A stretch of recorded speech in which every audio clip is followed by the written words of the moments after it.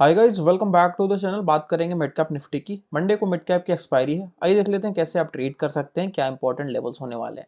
आज की last closing 11,000 के ऊपर मिड कैप में हमें देखने को मिली है। 11,021 के आसपास हमें क्लोजिंग देखने को मिली है। अभी यहाँ पे अगर आप डेली चार्ट इसका ध्यान से देखेंगे तो यहाँ पे यूजुअली ये 20 ईएमए को टेस्ट करता है और यहाँ से ऊपर निकल जाता है। 20 को टेस्ट करता है, यहाँ से ऊपर निकल जाता है। सेम चीज इस बार भी आपको देखने को मिली कि 20 ईएमए यहाँ पे टेस्ट हुआ, फिर स्ट्रेट लाइन में ऊपर गया है। यूजुअली मिड कैप और स्मॉल कैप की एक आदत होती है, डायरेक्टली स्ट्रेट वे में ऊपर नहीं जाते हैं। प्राइस अगर ऊपर जाता भी है तो ग्रीन कैंडल रेड कैंडल बनाते हुए जाता है। हर बार आपने ये देखा है, प्राइस ऊपर तो गया है लेकिन उसके बाद फिर स्लो एंड स्टडी वे में ऊपर जाता है। तो यहाँ पे अब मुझे थोड़ा सा स्लो डाउन होता दिख रहा है mid cap. Monday Tuesday Wednesday में भी 3-4 दिन यहाँ पे हो सकता है एक दो डोजिया बनाए, उसके बाद फिर धीरे धीरे करके फिर बड़ी कैंडल बनाना स्टार्ट करे। तो इस तरीके से मोमेंटम होता है मिड कैप में। कोई भी अगर स्टॉक होता है, कोई भी इंडाइसेस होता है ना, उसका प्रीवियस चार्ट पैटर्न्स जो बिहेवियर होता है प्राइस का, वो समझना जरूरी होता है। मिड कैप में अगर आप देखेंगे अपने ऑल टाइम हाई के ऊपर यहाँ पे ब्रेकआउट हुआ था, उसके बाद फिर बहुत स्लो 3-4 दिन इसने काम करा, फिर बड़ी कैंडल दी, उसके बाद फिर साइडवेज हो गया। तो ये ऐसे काम करता है। 3 दिन अगर बड़ी कैंडल आ चुकी है यहाँ पे तो हम एक्सपेक्ट नहीं कर सकते फिर से बुलिश जाने का। यहाँ पे चांसेस पूरे पूरे हैं कि साइडवेज टू फ्लैट ये आपका क्लोजिंग मिड कैप में देखने को मिल सकता है। एक बस केस है जिसके वजह से बेरिश हो सकता है कि अगर आज का जो डे लो है वो ब्रेक होता है किसी भी वजह से, मान लो कि ग्लोबल मार्केट में कुछ चेंजेस आते हैं और ये गैप डाउन ओपन होता है। गैप डाउन डेट टू कि 100-150 पॉइंट से ज्यादा गैप डाउन होना चाहिए। तो होगा क्या, बेसिकली जो लोग यहाँ ब्रेकआउट पर ट्रेड लेके गए हुए हैं ना, उनका स्टॉप लॉस कहाँ पे होना चाहिए? आपको पता है कि ये जो डे लो है इसके नीचे आपका स्टॉप लॉस होगा सबका।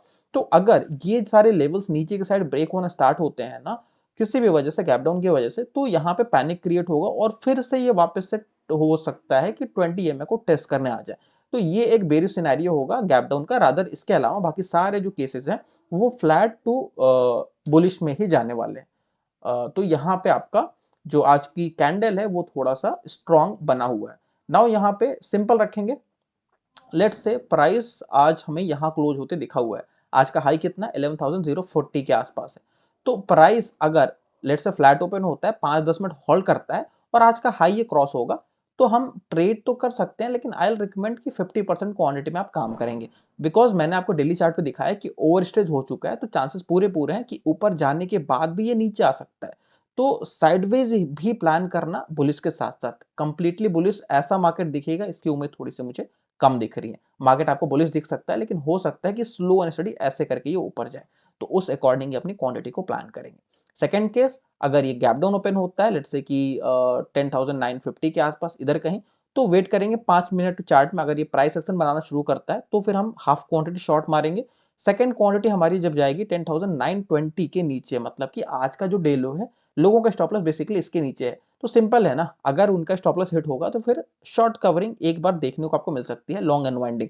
तो ये चीज आपको यहाँ पे कैच करने को मिलेगा अगर गैप डाउन होता है तब।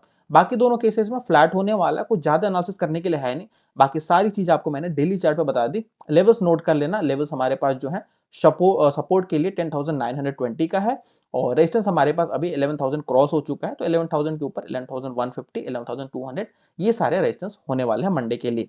आई होप आपको चीजें क्लियर हो गई होंगी। अगर वीडियो अच्छी लगी वीडियो को लाइक कीजिए। मिलते हैं नेक्स्ट वीडियो में। Till then bye and thanks for watching.